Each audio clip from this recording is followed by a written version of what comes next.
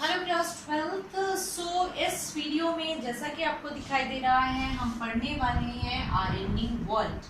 Right, आपको NCERT ने RNA world करके एक टॉपिक दिया है और जिसके अंदर एक बहुत छोटा सा डिस्कशन है।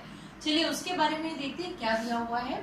तो कहा गया है कि एक्चुअल में सबसे पहले जो जेनेटिक मटेरियल प्रूफ हुआ था दैट वाज आरएनए।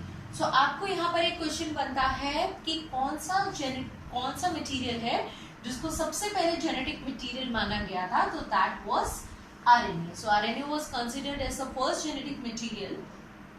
अब क्वेश्चन आता है कि कौन था जो पहला जेनेटिक मटेरियल था और क्यों, वाई। उस वाई का रीजन भी आपको देना है।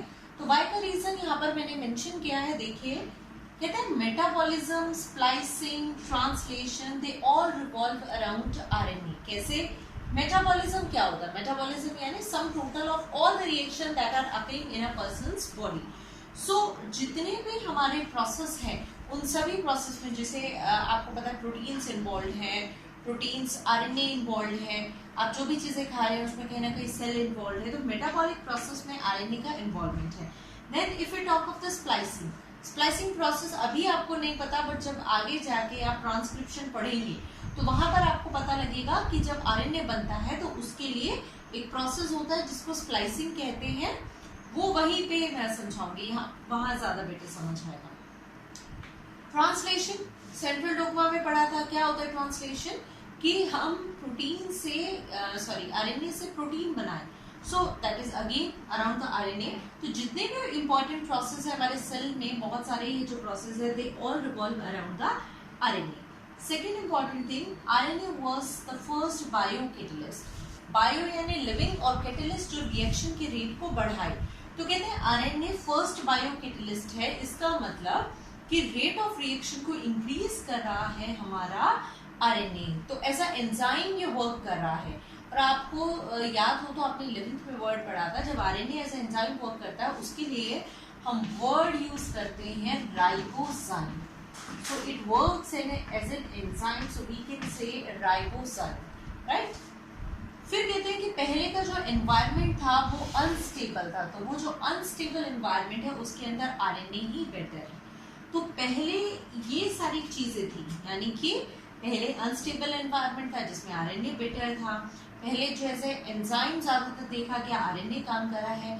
स्प्लाइसिंग इंपॉर्टेंट प्रोसेस है, ट्रांसलेशन है, मेटाबॉलिज्म है, उन सभी प्रोसेस में भी आरएनए इन्वॉल्व है।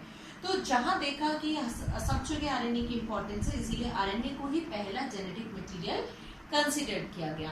बट आपको ये भी पता है कि टाइम के साथ इवोल्यूशन होता है, चेंजेस आते हैं। सो टाइम के साथ इवोल्यूशन हुआ and there are two major changes that takes place with time. What are the two major changes? कौन से changes हैं वो? कहते हैं पहला चेंज तो ये कि भाई पहले का एनवायरनमेंट अनस्टेबल था, बट अब जो एनवायरनमेंट है वो स्टेबल एनवायरनमेंट है। जब स्टेबल एनवायरनमेंट है तो जेनेटिक मटेरियल भी कैसा चाहिए? जो स्टेबल हो। तो इसीलिए आरएनए में कुछ मॉडिफिकेशंस हुई और आरएनए को रिप्लेस किया किसने? डीएनए ने। आपको पता है ऑलरेडी, पिछली वीडियो में आपने पढ़ा आरएनए और डीएनए का डिफरेंस। तो हम कहेंगे with some modifications RNA get converted into DNA and DNA is more stable in the stable environment. आपको पता है डीएनए डबल हेलिकल होता है ज्यादातर, तो जो हाइड्रोजन बॉन्ड है दो चेन्स के बीच के हाइड्रोजन बॉन्ड, वो उसको और स्टेबलाइज कर देंगे।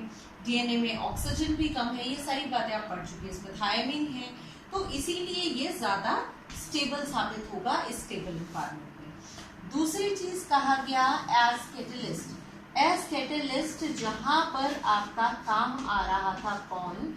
आरएनए काम आ रहा था। कहते हैं अब एज कैटलिस्ट काम आने लगा कौन? प्रोटीन काम आने लगा। इंस्टेड ऑफ आरएनए ज्यादातर जगह प्रोटीन एज अ कैटलिस्ट काम आ रहा है। क्यों? क्योंकि प्रोटीन में ज्यादा वेरिएशंस पॉसिबल है, ज्यादा वेराइटीज पॉसिबल हैं, और जो प्रोटीन है ये डाइवर्सिफिकेशन के साथ स्टेबिलिटी से जो काम होना चाहिए वो कर रहा है।